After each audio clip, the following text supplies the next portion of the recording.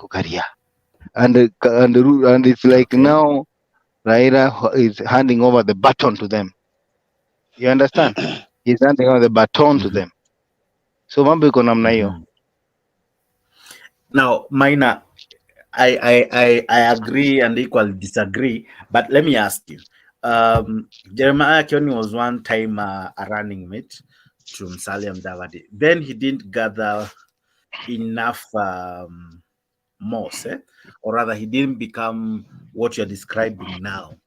Wajakoya the same. Karua actually one time was a presidential candidate, but the element of her joining Baba didn't still make her become as big as you tried to purport when it came to the 2022 general elections.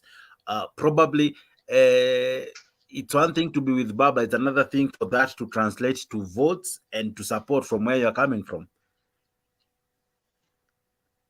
What I'm trying to say is even the deputy president of Ruto, Gashagwa, was nobody Mm-hmm. before before Uhuru Kenyatta. Mm-hmm. So people change.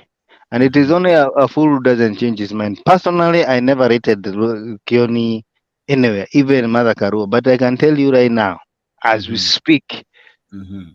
they are representing a very large group of people, particularly in Mount Kenya. And I can tell you, and do not be Mm-hmm. deceived.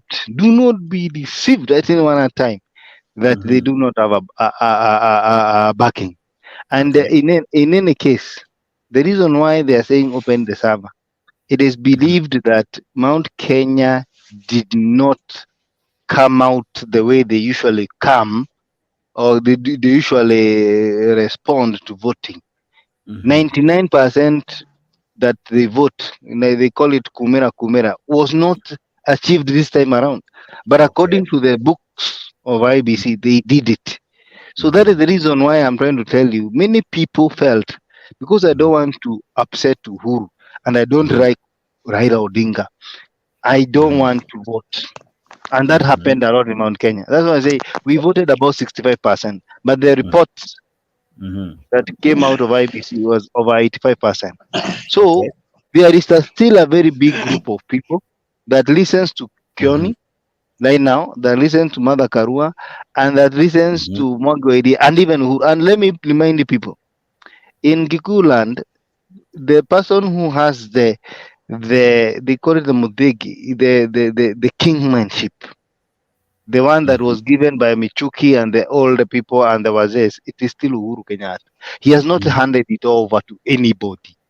Okay. So until he hands it over to somebody, he is still the kingpin of Mount Kenya, Kenya. So Mhm, that one goes without saying that actually you wait and see until there is an occasion now. And people are told now the Mudigi is not going to be given out to somebody else. Yeah. Now there's nobody who we can say is a kingpin of Mount Kenya as we speak. But we know the interim and the person who is in charge of that thing of that it's like Kwaju. Eh? It is Uhuru Muigai Kenyatta. So okay. don't despise anybody now. The deputy president is like somebody was describing him. I think it's Kyunjuri was Mhm, describing like a mushroom. Yeah, because he mhm. was just a member of parliament for 5 years, and then all Okay. of a sudden he became the deputy president. Mhm, So the way he came in is the way he is going to go out. mhm. You can take it to any bank or any Okay. branch, any Mm, mtaa branch you want. But that one I can tell you. That's how okay. it is. Mm.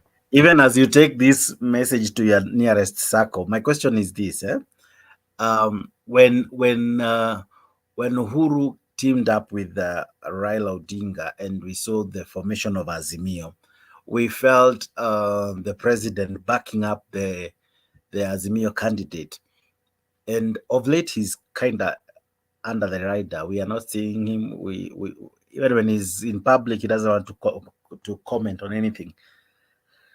Yet this is the time probably he needs to make it clear that he's still in Azimio. We saw him during Magoha's burial still saying that he supports whatever Raila Odinga says. He said he might have retired but not tired.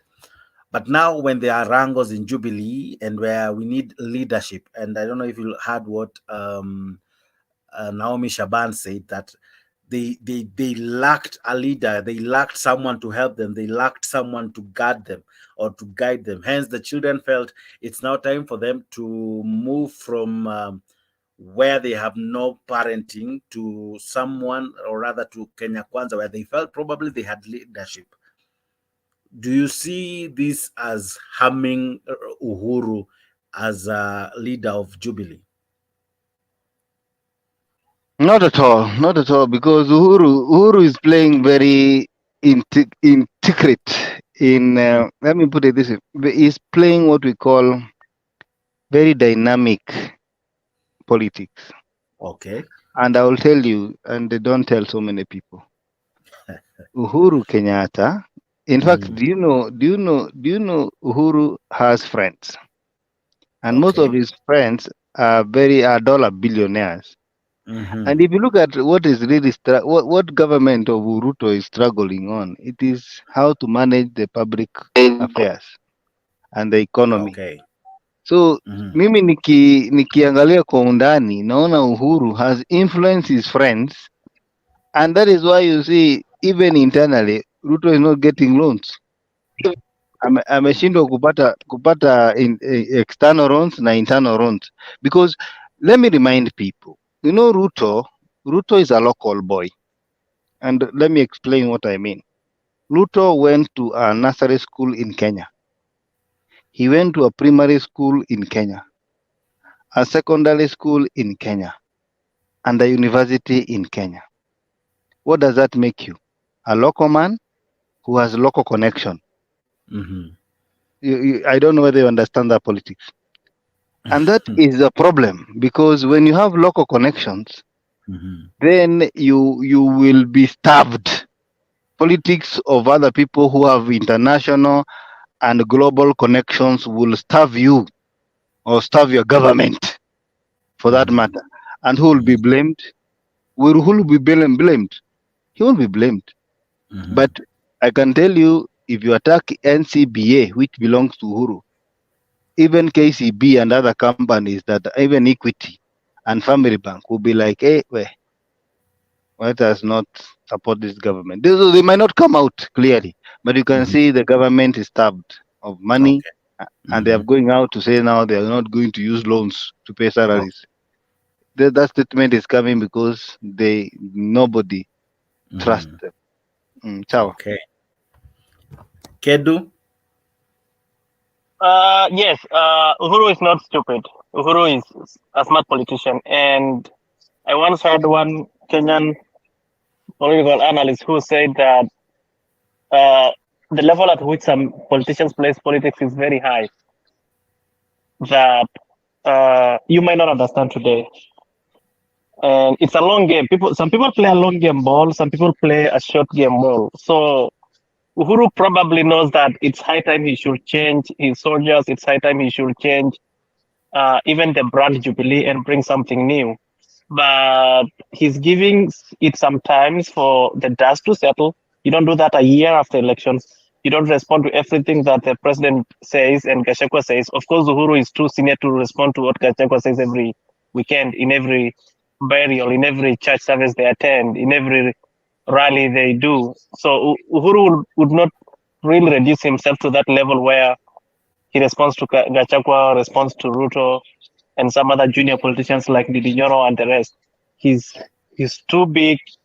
Even the name itself is very big. And like my friend says, he has many friends, he has connections, and he has big experience. So I think he's only giving it time. He's taking a break.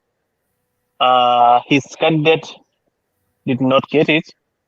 So he's probably trying to connect with the people, with the so-called system in quotes, and bring something new later on.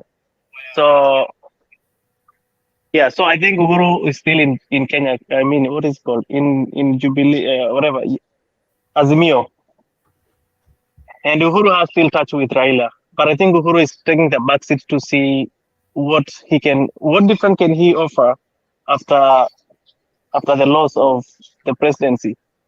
So I really think that in due course, we will see how dynamic politics will be in Kenya, like my friend said.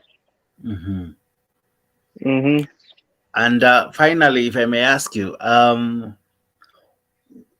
how will Azimio bounce back? Let's imagine there's the after everything has been said and done, the politics of